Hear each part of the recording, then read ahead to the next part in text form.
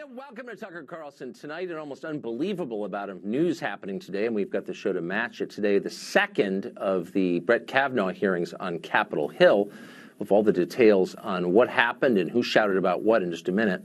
Meanwhile, the rise of the far left in the Democratic Party is continuing, this time in the state of Massachusetts. Another longtime Democratic incumbent just unseated from his seat by an upstart challenger from the far left. Meanwhile, the new Democratic nominee for the district attorney in Boston says that she will roll back prosecutions on a bunch of crimes, including drug dealing, theft, breaking and entering, and shoplifting. We're going to speak to that candidate just ahead on this show. Plus, we'll continue our special investigation into NBC's suppression of the Harvey Weinstein sex abuse story.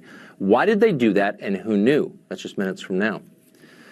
First, though, the New York Times this afternoon published a remarkable op-ed piece. It was written anonymously. It's the work of someone who claims to be an official inside the Trump administration, a member of the underground resistance within the West Wing.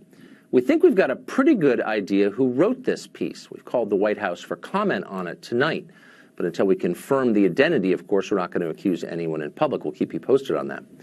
The piece does make a couple of points. The first is that the president is an unpredictable and mercurial boss who is light on policy detail and given to saying outrageous things. That is true. Sorry, it is true. If you've ever seen him give a speech, you already know that. One of the most striking things about Trump is that he's almost exactly the same in person as he is on television. Ask anyone who knows him. There was no secret persona hidden behind the public face, as there was with Barack Obama, for example, and so many other presidents and politicians. They're totally different in person. Trump, though, is exactly who you think he is. You either like that or you don't. You voted for him or you didn't. But he's not trying to fool you. He's not capable of fooling you. He's governing exactly as you would imagine he would. It's not clear why everyone seems so surprised by that. The other point that the piece makes is that Trump's views on policy differ from those of permanent Washington, and therefore his presidency is illegitimate. At one point, the author explains that Trump does not believe Russia is the central threat to the United States and resisted imposing even more crushing sanctions on Russia. But thankfully, the piece explains, this is a direct quote, his national security team knew better. Such actions had to be taken. So let's see. Trump ran on closer relations with Russia. Voters agreed with that, and so they elected him president of the United States. And yet the tiny and incompetent Washington foreign policy establishment, the very same people who brought you Iraq and Libya, do not agree with that. So they subvert his views, which are also the views of voters, the American people. And yet, this is somehow a win for democracy, and we all should celebrate it. Well, in Washington, they are celebrating tonight, and not just Democrats, but also the entire Paul Ryan wing of the Republican Party, which even today is dominant. In maybe the most revealing part of the op-ed, the author drops this stunner, quote, President Trump's impulses are generally anti-trade. Really? Maybe the author deduced that from the hundreds of speeches Trump has given over the past 25 years attacking our trade policies. Voters knew that when they elected him. That's one of the reasons they did elect him president.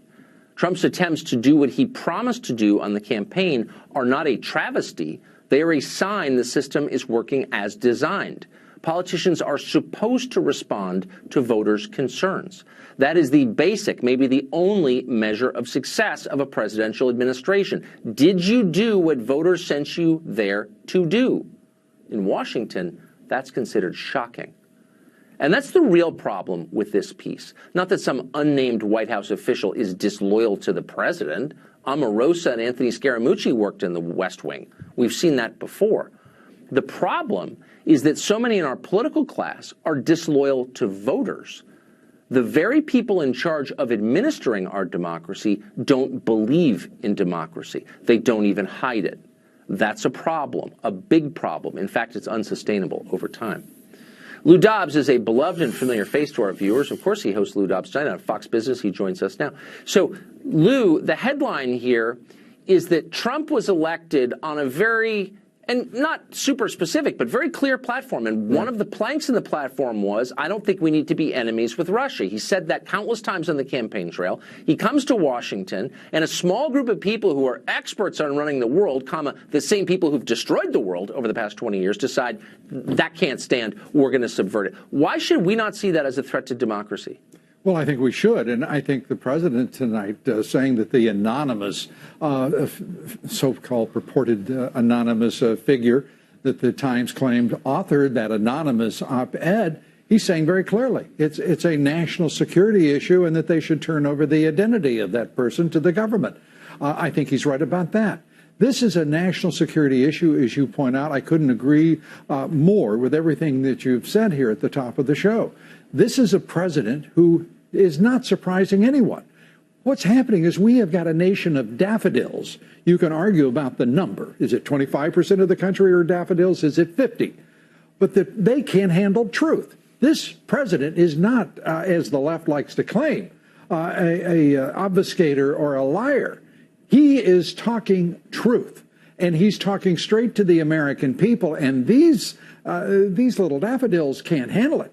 And they're also, if they're in the Democratic Party, for example, and I think a large number of them, let's say nearly all of them, are in the Democratic Party, Tucker, they are watching their coalition fall apart. They can talk about group and identity politics, and nobody cares because everyone is watching their lives improve under this president, whether it is employment, whether it is economic growth, whether it is national security and a nation that is more secure, because we have a president who doesn't really give a damn about leading from behind or strategic patience. He wants straightforwardly for Americans to be safe. He wants them to be prosperous. And he means all Americans, and he's delivered on that in a year and a half. They can't even believe what's happening.